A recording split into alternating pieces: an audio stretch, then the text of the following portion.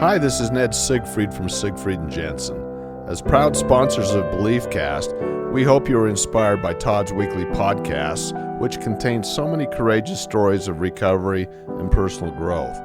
Remember, it's not what happened in the past that matters, it's what happens in the future.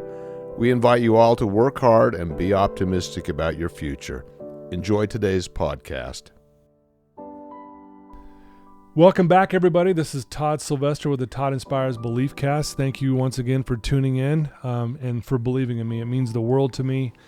We are cranking, man. We're ranked in the top 100 in mental health, and that just blows my mind.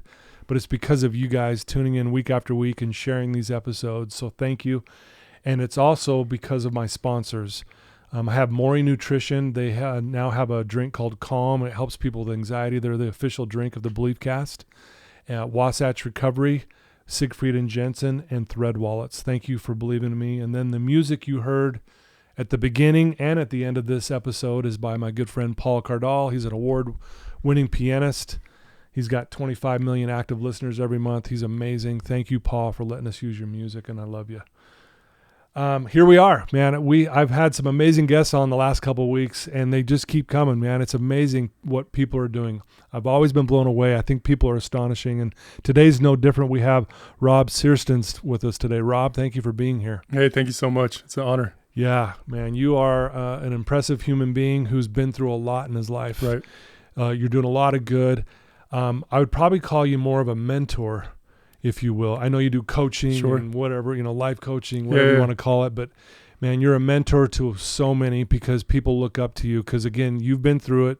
Right. You turn things around. You're doing good in the world. Right. And so I look at that, and I've learned a lot from you with not even knowing you yet, if that makes sense. Yeah. The research I've done on you, I'm like, I learned a lot. Yeah. And it's even helped me with my own clients. So thank you. Yeah, absolutely. Appreciate it. Why don't we just start off? Tell us about your childhood. Tell us growing up, what that looked like, and maybe where where everything started. Yeah, my childhood was a little bit more difficult. I was adopted at a very young age, and the first couple of months of my life, I lived with my 17-year-old mom and my 4-year-old sister. And she would leave us for days at a time. Yeah. She, had some drug problems, some promiscuity problems, and don't really know. But luckily I was lucky enough to be adopted with my sister. So she remembers a lot of it, but she remembers different men coming home and then different abuses happening, a lot of neglect, a lot of malnutrition. And so by the time we got to my family that adopted us, it's, we were very underweight, and my mom always told me I never cried. It was almost like I was all cried out, right? And so I didn't cry when I had to go to the bathroom, when I needed to change a diaper, when, I was hungry, when I was awake. So it would worry her a lot. Yeah, emotionally done. Right. Yeah, right. And so, I grew up in Holiday, Utah, which is a beautiful neighborhood, beautiful town. And unfortunately, I grew up with a lot of racism, and it is something I had to deal with in a physical manner. I got beat up a lot. I got spit on. I got rocks thrown at me. And so that was my life for all through elementary. And, the only place I really found solace was through sports.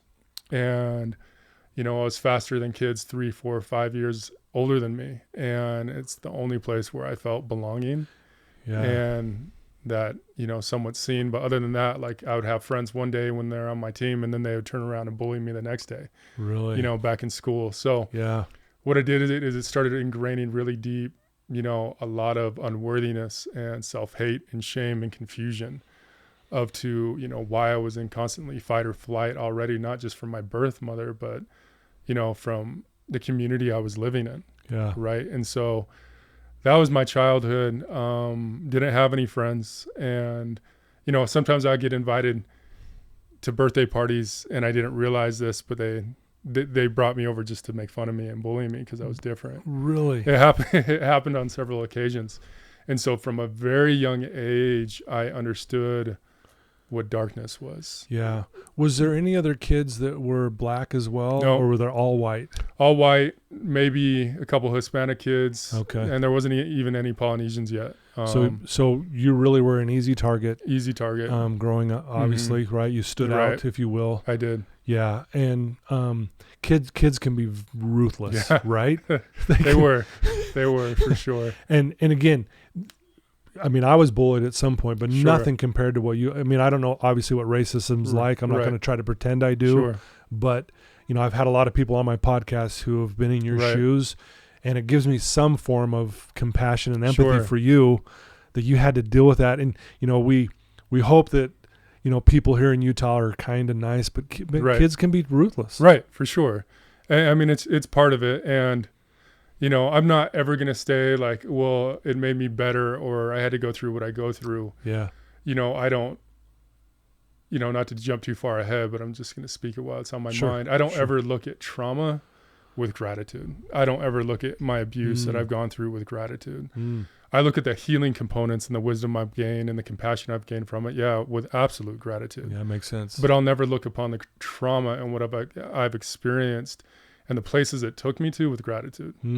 Right. So I like what you're saying. Again, but the healing process from that you're grateful for, obviously. But while you're going, why would I be grateful that this happened to me in the moment it was happening? Right. Exactly. Yeah. That makes perfect sense. And I'm glad you clarified that, because I think that's and that's okay. And I don't argue with you, and I don't think anyone listening to would either. Right. So you're adopted. You come here, you start playing sports. I would imagine when you're on the field or the court, you're like, you felt free for a minute. Right. You probably almost maybe dreaded when the game was over. Yeah, because I would be looking at some of my teammates, and I'm like, you're loving me now, and you're going to be, cruel to me tomorrow. Yeah. And it happened all the time. Right. So. Did you have other siblings with the adopted family? So I was adopted with my sister, and then they had 3 biological children. Gotcha. Right. And they were all much older. My older brother's 10 years older, and then I have a sister that's 15, and then another sister that's 20 years older. Right. How did they treat you? Great. Okay. Yeah. So at least you had some safety at home? Totally. Okay. Yeah, I had safety at home. My older siblings were a little too old to even know what was really going on. My brother got in the middle of some things a few times. My older brother with my dad, they were my protectors, and so was my older sister. Oh, good. Okay. Right. And so, my family was my safe haven, and they treated me like everyone else. So we bickered, we fought, like all of that, but I never felt like I didn't belong or I wasn't part of that family, this family. Yeah. So. Right. And I didn't realize your sister was also adopted with you in the same family. I bet that was good. I'm sure. Yeah. Right. It was beautiful. You don't want to split that up and.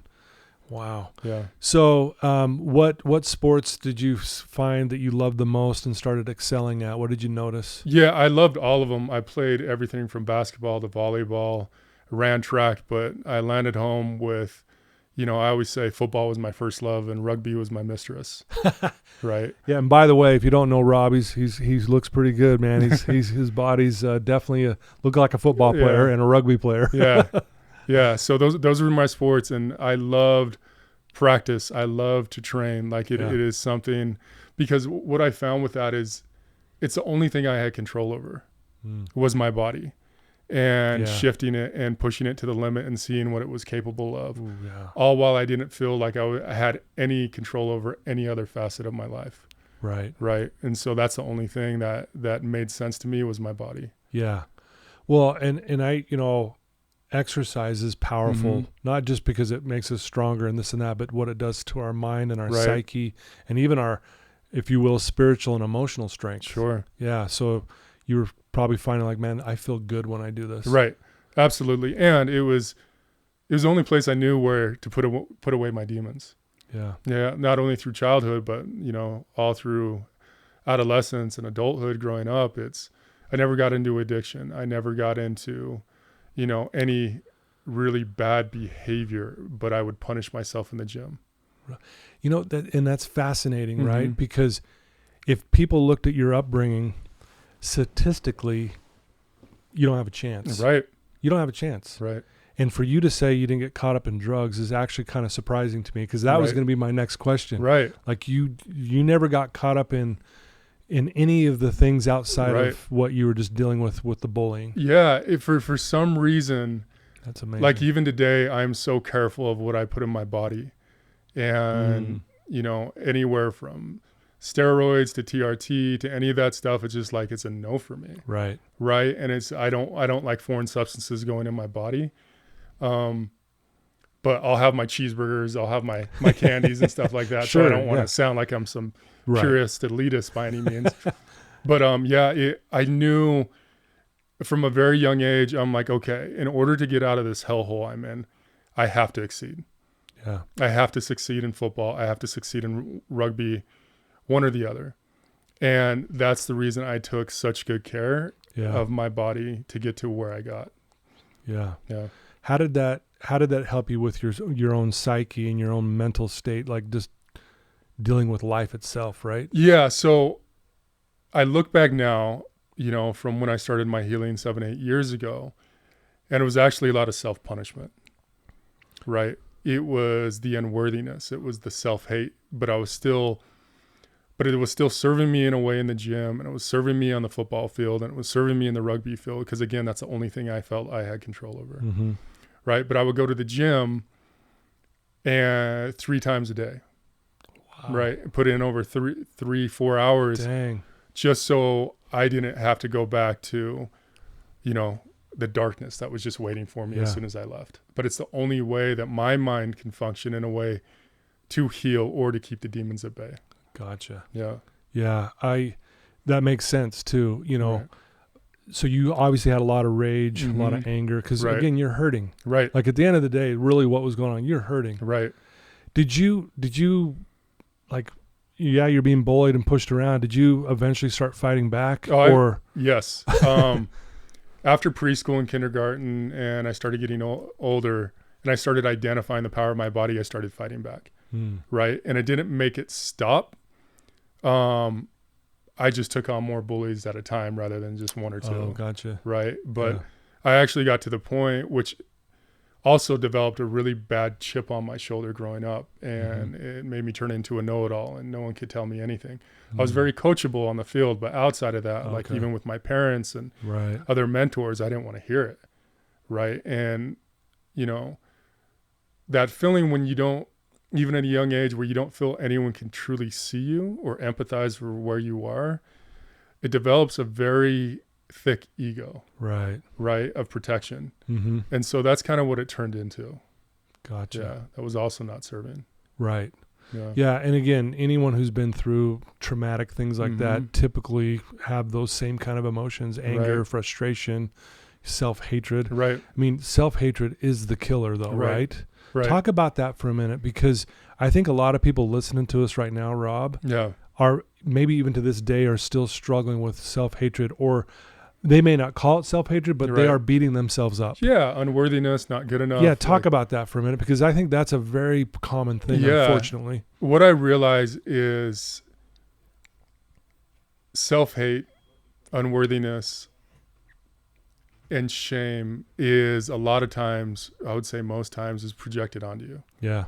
Either through situations, through parenting, through abuse, through relationships, right? And unfortunately, a lot of us haven't developed the wherewithal or the awareness to have those protections and see, oh, that's not mine.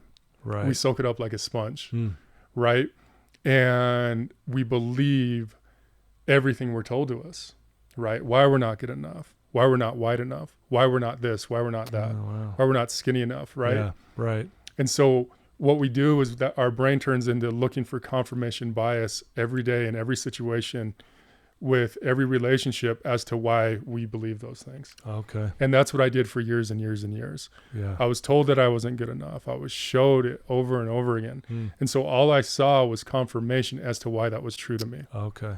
Right. And so for me, I had to really get clear on my belief set and wondering why I believed the way that I believed and why I wanted to die and why I had suicidal ideation.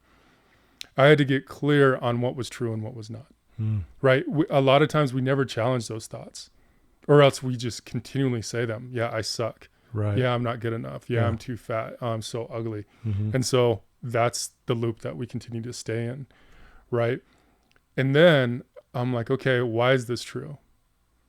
Why is this true? And I started looking back to the trauma with my birth mother and the trauma of growing up in my childhood. And I started seeing how it was in a way injected into my life and my soul as why I believe what it did. Yeah. So if that wasn't true, what is the truth? And then I started healing in a way. It's just like, okay, what do I want to be true? Yeah. Right. And for me, it was identifying anything you choose to believe is your truth. Straight up. Right. Yeah. If you choose to believe in that, that is going to be your truth. Yeah. So why not make it more healthy and more powerful? And that's when the shifts start to come. Love that. Yeah. Yeah, that's powerful. And you're right. That confirmation bias is so real. Right. Because you will find it. Right. If you're looking for bad in the world, you'll find it. You're Right. looking for good, you will find it. Either way, right? Right. And especially with ourselves. Right. And it's unfortunate. And again, back to what you've been through. Again, you shouldn't be here, Rob. Sure. Yeah. I mean, honestly. Yeah, I know. And it's just great that you are. Yeah. So, I know I know this because I've studied a little bit about your life. You grew up in a religious home, and I think that also, as good as that may have been at times, that was also caused a lot of problems as well. Absolutely. Do you mind sharing just some thoughts? And again, we're not here. Just I'd love to hear what you think about that, because I think people need to hear your view of it. For me, it was, I've never felt more unsafe in a place than in a church. My body, my nervous system, and I never understood why, right? And I'm opening up and reading scriptures of saying, you are cursed with the black skin. Oh, yeah. Wow. Right. And reading old doctrine of saying that, in order for black people to step into the celestial kingdom, they have to do very arduous work in order to be worthy because of what happened in the pre-existence. And so that compounded my shame. Yeah, so not only are you struggling, then you hear this in the written word, if you will. Right. And now you're going, wow. Right. So I'm just like, no matter how hard I try, I'm not going to be good enough. Right. And so that was what was going on in my life, compounded with everything going outside of the church. And so for me, I was just like, okay, I'll work harder. I'll do this. And constantly followed by guilt and shame and fear. Yeah. Right. Which are not a serving way for me to operate. Right. Right. It not for anybody. And when I actually got divorced over 11 years ago, it helped me really reflect on things. And it was about 5 years before I found healing and the work that I started doing. But it actually gave me more choice to be like, okay, what do I want to do and how I want to show up for myself? And what I realized is the program that I was living of Christianity was not serving me. Okay. In any way, shape, or form. Right. Right. Sure, there's some good things that it taught me, some moral compasses, beautiful, right? Yeah. And I actually left the church with a lot of gratitude and love. But once I found healing, it actually turned into anger. Because I found the areas of which I felt controlled, which I felt gaslit, which I felt judged. Sure. Right. Sure. And so there was a lot of places, and the anger was actually a healthy anger. It was just understanding what I was deserving of. Yeah. Right. And so I don't participate in any religion whatsoever. I find myself very spiritual. And what I've done with that, it is taught me absolute integrity, greater than I've ever found before. Wow. Because you see these commandments and you see these doctrines that one is supposed to live by. And you grow up your whole life and seeing everyone picking and choosing what those things are and when they want to follow it. Yeah. And for me, that was very confusing.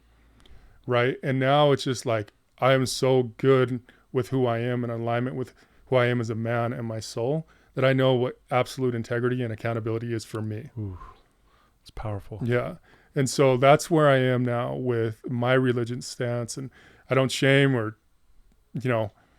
anyone that wants to do. Yeah. I want anyone to choose to believe that makes them better and happy. Yeah. Follow that. Gotcha. But it doesn't mean it's absolute for everybody. Right. Right. Yeah. And so, yeah. So do you believe in a higher power? Absolutely. Still? Yeah. Okay. Yeah. Yeah. I can't define what that is. Right. I don't know if it's energy. I don't know if it's a being. I don't know. And at the same time, I don't care because I feel it more than ever. Right. I don't actually need to know what it looks like. Yeah. Right. Yeah. So, well, going back to that integrity and accountability piece that you said you're dialed in on that like you've never had before in your life. I'm big on those things too. Like I'll teach my clients about honesty, integrity, accountability. Right. Talk about, you mentioned integrity and accountability. Maybe explain what those mean to you and why those are so important, because it would be great for our listeners to hear this. Yeah, absolutely. It's the first two pillars I teach with my clients, and especially my men. And what's interesting is how most people don't really have a grasp on what either of those are. Right. It sounds good. Yeah. Right. But for me, integrity is, it's different for everybody. It's different for how you were brought up. But being in complete alignment with my moral compass and character, right? Like we know what's right and wrong, right? Yeah. But integrity first starts with us, keeping commitments to ourselves. And what the beautiful side effect of integrity with ourself is it helps you frame and build self-trust.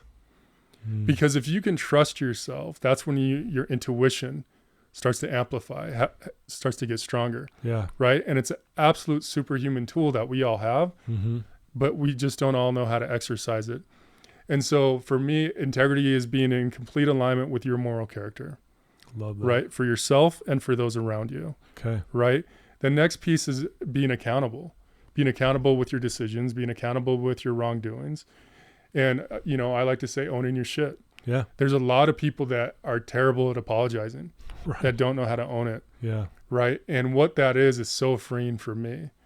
It is so freeing where I love to apologize. When I've messed up, sometimes it takes me a minute to see that I messed up. Right. But once I mess up, I can own that immediately. Yeah.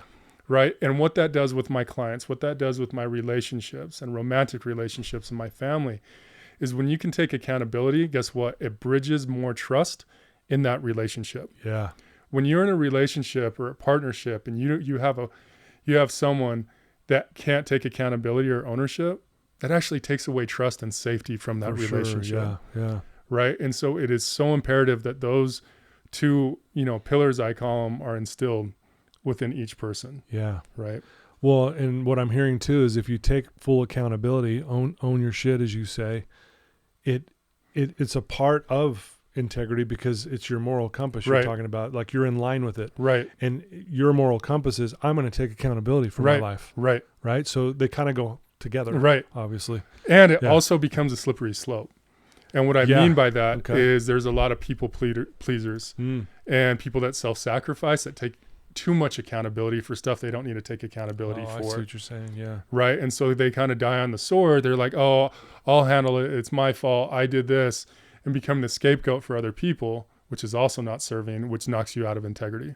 Ooh, that's very well said. I think a lot of people do that, but they don't realize that that's what's actually happening. Right. So there's kind of like, you got to have, maybe balance is the wrong word, but take accountability for what you need to, leave the rest. Right.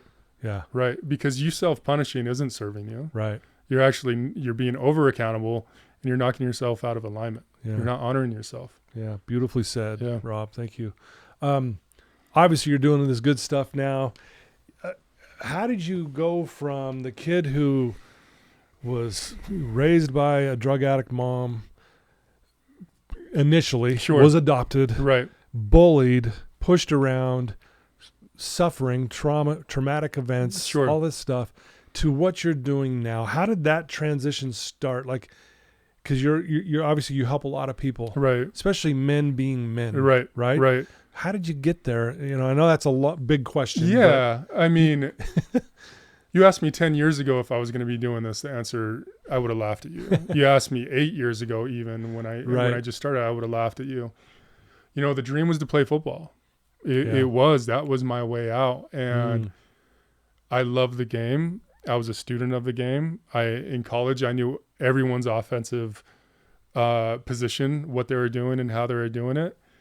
And what position did you play? I was a running back. Yeah, University of Utah. Yeah, under Meyer, right? Under Coach McBride, and then a year with Meyer. With Meyer, gotcha. And unfortunately, going into college, I got T-boned in an intersection just down the road on Holiday Boulevard and Cottonwood Lane at 80 miles an hour by a police officer going to assist another cop at a robbery. Oh, man.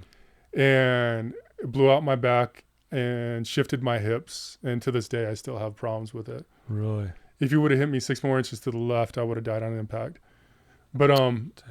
and so what that did to me is make me very injury prone once I got up to the University of Utah. Yeah. For someone that was rarely injured, I was injured all the time, right? And so I'd earn my starting position and get hit the wrong way, tear a hamstring, back would go out. Like that was my life. Oh man. Until eventually I just had to walk away, and that was the hardest thing to do. I bet. And so then I spun around in corporate America after I graduated for 15 years, hated every single day of it. Just because it didn't matter if I was selling, corporate phone lines or, professional landscaping. I was in sales, but I didn't identify with anything that I was doing. It just felt empty. Yeah. Right. And so I wasn't a great employee. Like I made my numbers, but I did the absolute minimum of what I had to do to get my check. And I just knew I was in the wrong place. Yeah. And I just knew I was in limbo. Yeah. And then I eventually got let go from corporate America. And what was funny about that, it was like, I call it 3 weeks of hell. In that 3 weeks, I lost my job on the same day I was supposed to sign for my house, my first house. Wow. Yeah. And dang. It was really, really funny. And then I found out the first girl I had been dating since my divorce that I was really falling for was cheating on me. This was like the first week. And then one of my very best friends actually took his life. Oh man. And to like capitalize on all that. Jeez. And I was his best friend that he leaned on me because he understood that I understood darkness. Yeah. Right. Yeah. And so I felt obviously very responsible for that. And obviously I understand that I'm not now. But at the time, I wore it. I wore it heavy. Boy, that would have been hell. All of that hitting at once, especially your friend. Right. That was, it was paralyzing. Right. And then my dog at 13 years, I had to put down just to like the universe just to add like, here's one more. Yeah. What next? Right. Man. And that's what it felt like. It literally felt like what next. And so I spun around and I opened up this, I partnered up with one of my close friends at the time and created a startup of a handheld muscle roller to get like the smaller extremities of your body. Oh, okay. Uh-huh. And it was called Vibral. And it was really cool. We got funding for it. We launched it and we raised our goal within 15 days. So it was awesome. So we're like, okay, proof of product. Yeah, right. As soon as we raised my what I thought was my best friend at the time, took the money out, said peace out, left me hanging. Oh. And so now I had $30,000 that I couldn't fulfill and I couldn't pay anyone back. And so for the first time in my life, my integrity and character was questioned. Sure. Right. And I'm not obligated to pay these people back, but it just put me in a terrible space. Yeah, right. Totally. And so here I am at 35 years old, moving back in with my parents, right? Lost all my money, put all my money into this, like $20,000 of money I didn't even have. Right. And what I started doing is started paying people back one by one that I could. Like everyone that sent me an email that was complaining, I'd shoot them back $100, $50, whatever they put in. Not everyone wrote, but I'd say 20%. Yeah. Wrote back, and I feel like I paid all of them that I remember. That's amazing. And so I was stuck I couldn't get back into corporate America for my life. And so I started personal training and just doing that to make ends meet. I thought it was going to be 3-6 months that I'll get hired back on. Yeah. Before I knew it was 2 years went by. Oh, right. Man. And I couldn't get back in. And it was in the depth of darkness for me. Like my heart, like football didn't work out. Things with that girl didn't work out. Like nothing made sense. And I'm like, I don't belong here. I'm a mistake. Right. And I just remember the pain and the depression being so, I could feel it permeating from my skin and my muscles just all the time. And not everyone understands darkness. Not everyone understands deep, deep depression and self-hate. Mm-hmm. But it's actually a physical response that your body has. It's just not in your mind. Yeah. And so before I knew it, I was overlooking the valley in my truck with a gun in my head. I was done. Right. And I made peace with it. My daughter was like 5 or 6. I'm like, she'll be better without me. I don't belong here. I don't want to do this. My shame was just overbearing. I wasn't sleeping at night, and my body just hurt from all the training I was doing just to stay alive. Cause like I said, I didn't go to drugs. Yeah. Right. And I made a decision. I don't know why I made this decision, but I made the decision. I'm like, all right, I either need to pass on from this life, or I need to live with purpose and find a way to heal. 2 things that I had no idea what they meant. Right. But it came to me literally while I had my finger on the trigger. So I set the gun down. I drove home and I started looking. Okay, I didn't have any money. I started YouTubing. Like, okay, what is abandonment? What is trauma? Like, what is all these things?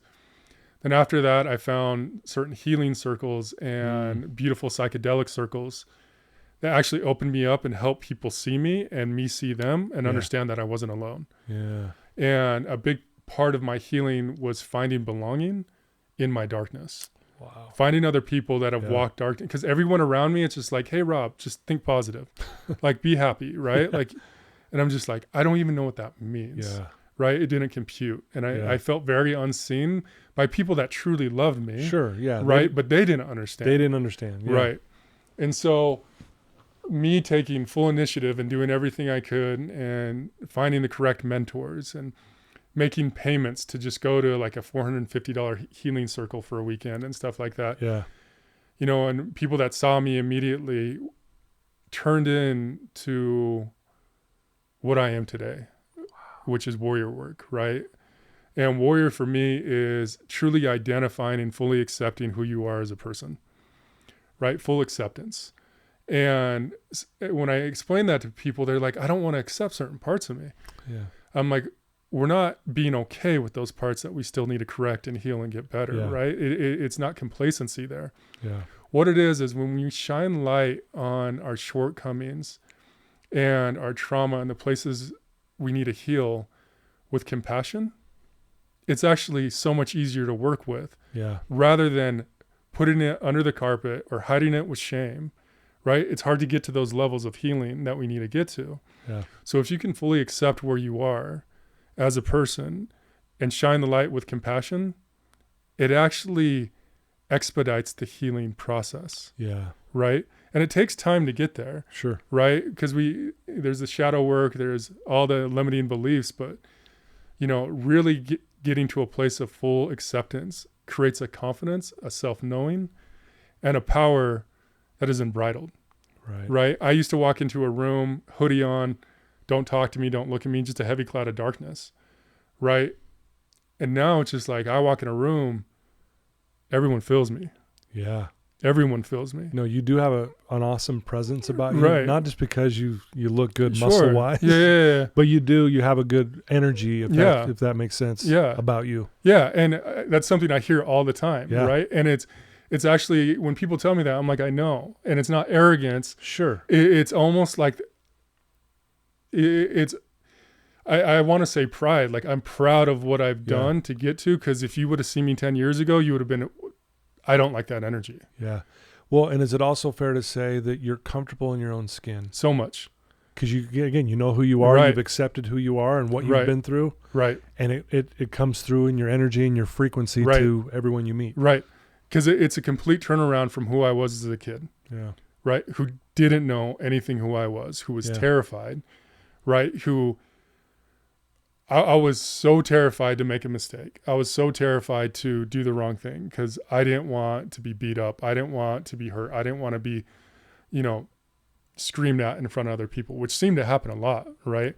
Yeah. And now getting to where I am today, a full self-acceptance and continually working and healing on myself. Yeah, it's a power that I've never felt that I love to help other people step into. Yeah. Wow. So, man, what a journey to get to this point. Right. Right. So, you go through this transformation, you start to heal, you're going to these retreats, you're starting to connect with people. Right. When was it where you're like, you know what, I now want to take this to the next level and I want to be if you will, a giant for someone to stand on for a minute. Yeah. Like go help another people in what you're doing today, and then talk about what you do. So it was really funny how this actually evolved into coaching.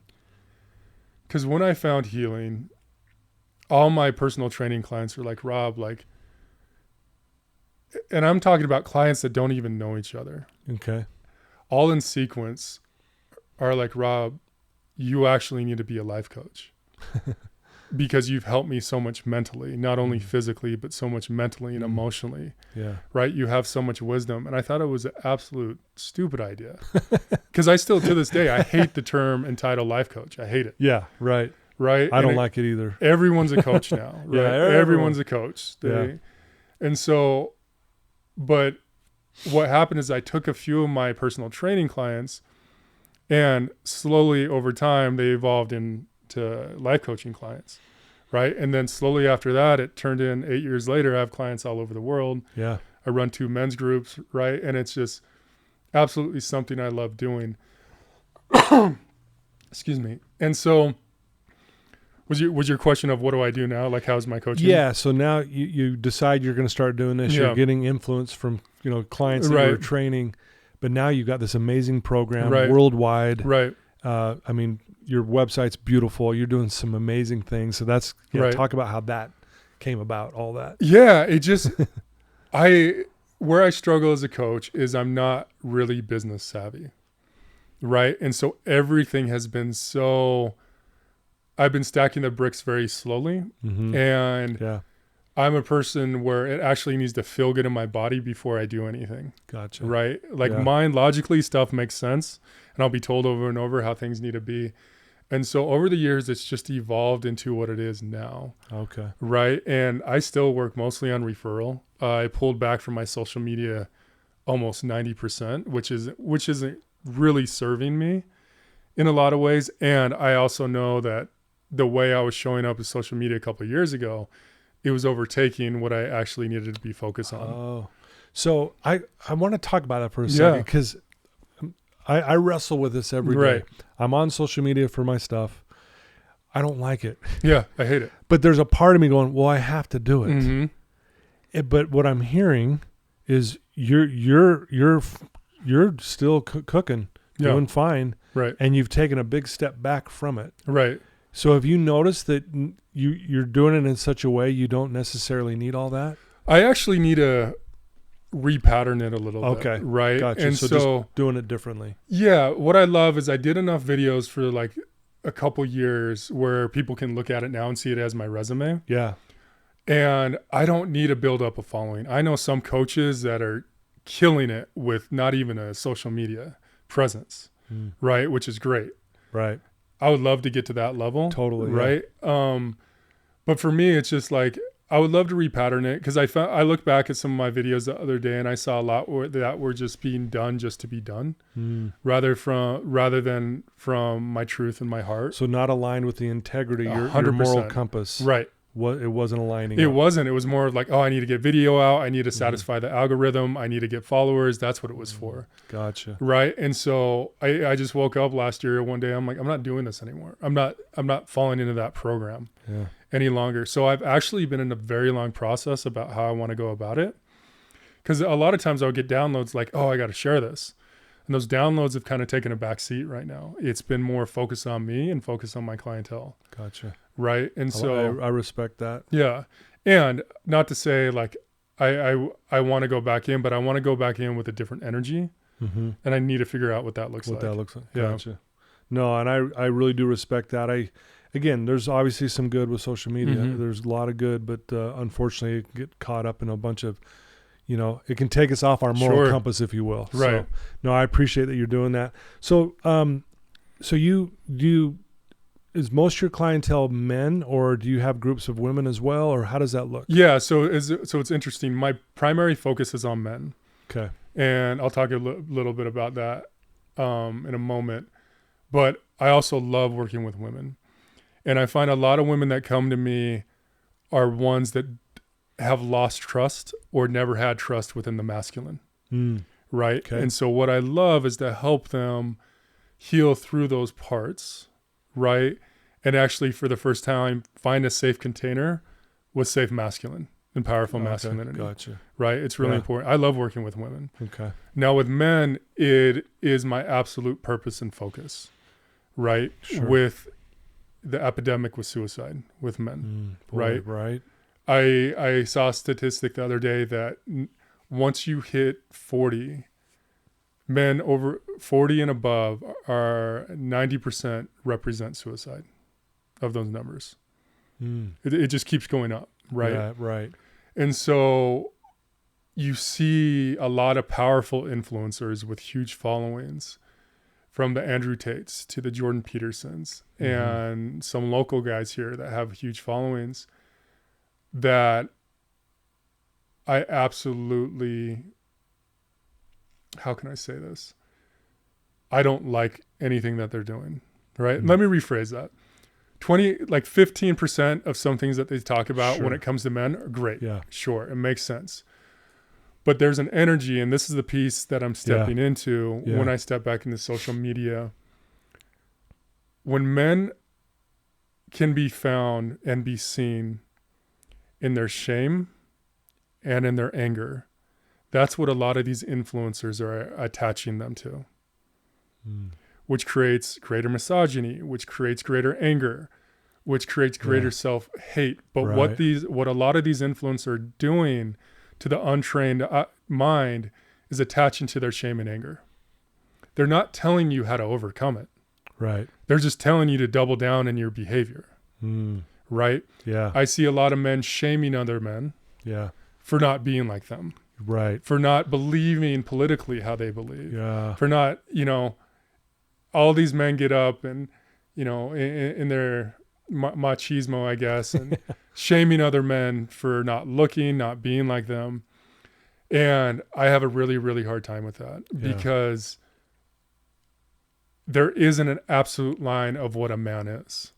Yeah. I've seen beautiful, powerful men that are more in their feminine than their masculine, and they're just as powerful as any other men. Sure, right. Right? But a lot of these influencers are telling you otherwise. Yeah. A lot of these influencers are telling you how to believe and, how to bypass work and not taking accountability, and how to treat women. And it's actually really, really disgusting. Yep. Right? But these men are falling into that because they're feeling seen in their anger and shame. Right? And so it makes sense as to why they create such a following.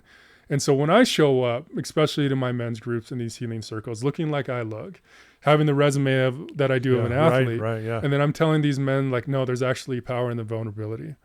There's actually so much power in being a gentleman and being chivalrous, right? There's actually so much power in sharing how you feel with your partner rather than telling them or trying to dictate them like we're in the 1950s. Oh, wow. Right? Yeah, and so it powerful. throws men for a loop. Sure. Right. And it makes a lot of men, especially coming from the background of sports that I come from, it makes a lot of those men very uncomfortable. Yeah. Right. Like vulnerability. Yeah. Like crying.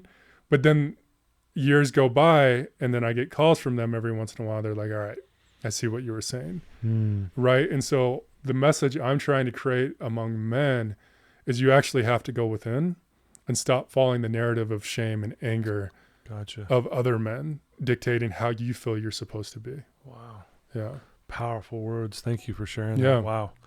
So do you do this individually and also with groups? Yep. Okay. Yeah. So most of it is individual.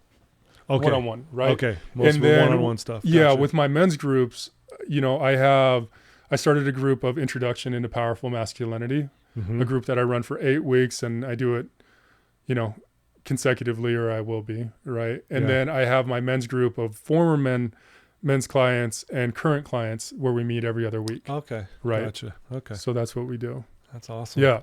Yeah. And then you have a book right? Yep. It's on Audible as well. Yep.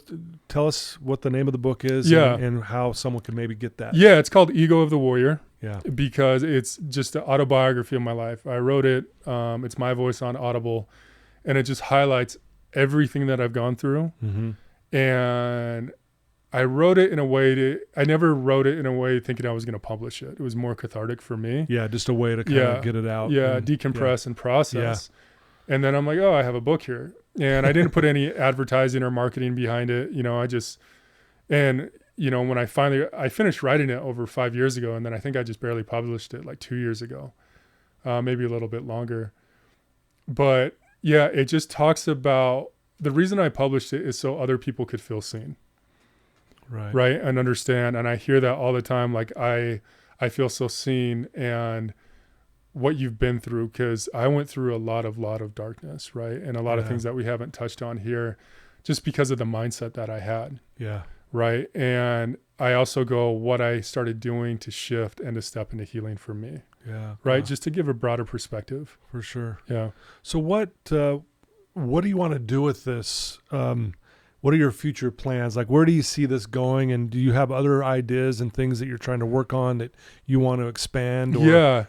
I would actually, with the message that I'm stepping into of what I just shared with you with men, I have no desire to start a podcast on my own, but I want to be on more podcasts, right? Like, cool. Well, I'm glad you're on this one. Yeah. Huge, beautiful ones like this one. Absolutely. Yeah. I want to find more stages to speak on. Sure. I want to get to an international level of the message that I'm trying to bring. Yeah. And everyone sees the absolute disasters we're experiencing in this world. Yeah. Right. And the gravity and the genocides and everything like that. Oh my gosh. Yeah, and what I'm identifying, or what a lot of us have identified, is how much of it is traumatized human beings projecting their power and will on other human beings. Boy, is that hurt people, right? 100%. In order to shift the trajectory of what this world is going, we need more powerful people to step into healing. Yeah. Right? Wow. We need more people with voices to step into healing. Amen to that. And so that is my goal. I don't know what that looks like. Okay. Right? Yeah. It means spreading the message of how more people can step into their true divine selves. Yeah. I love that. And so that's where the direction I'm going. I haven't really plotted the blueprint of what that looks like, but what's important is my voice is heard. Yeah. Right. No, I love that. And again, you're very well spoken. Again, you have a really powerful presence about you. Thank you. And, I'm hearing you. Yeah. Like, I'm feeling it. Yeah, and I know everyone listening to this is feeling it. Yeah. If there's someone right now, you've already said some amazing things to help all of us. If there's someone listening to your voice right now, Rob, who's in that darkness right now, they are struggling. Right. They feel lost, and they're listening. And I guarantee you there's someone listening. What would you tell that person right now? Yeah, I love that question. So one of my favorite movies that is not very popular, it's called King Arthur, Legend of the Sword. I don't know if you've seen it. It's with Charlie Hunnam. I haven't. Charlie Hunnam from Sons of Anarchy. Okay. And it's a film produced or directed by Guy Ritchie.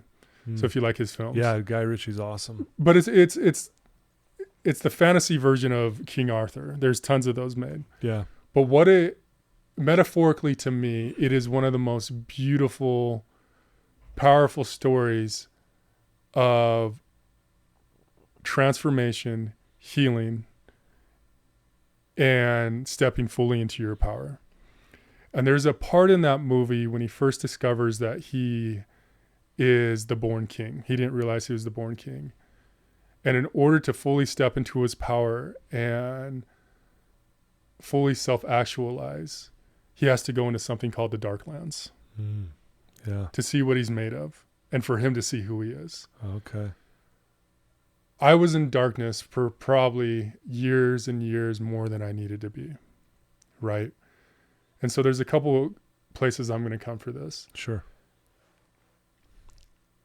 The scary thing about darkness is it's really easy to find comfort there, which a lot of people don't understand that haven't experienced it. Yeah. It's kind of like the devil you know. Right. Right? I will stay more comfortable in my darkness than the unknown out there. Yeah. Right? And especially when you're in a place where you don't feel like you deserve happiness. Yeah. You don't deserve success. Right. You don't deserve partnership or relationships. It's more comfortable to stay in that darkness because you know that. right? So the first point I want to make is realize when you've maybe been there too long. One of my mentors said is, when you're in darkness, don't sit around to sightsee. Right. Right? Yeah. But the second component to that is, I understand not everyone's going to experience the level of darkness that maybe you and I have experienced, right? And that's okay. Yeah. It's okay. Yeah. But I also believe with all my heart, it is one of the most imperative places to go to step in to full self-actualization. Yeah. And find truly what your superpowers are. Ooh. Right? And so I never thought I was going to come out of it. I never thought, which is why I had a gun to my head. Yeah, right. Right? I never thought. And I'm so glad I kept going. There was just a little voice in my head that got stronger and stronger and louder that keep going.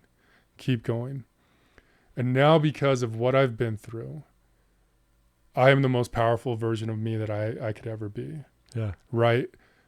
But what's unfortunate is some people will go through darkness and not ever really self-actualize from it. Right. They won't take on the wisdom. They won't take on the lessons that they've learned. Yeah. And sometimes they'll project that darkness onto other people because they refuse to look at it because their ego has become so big. Wow. Right?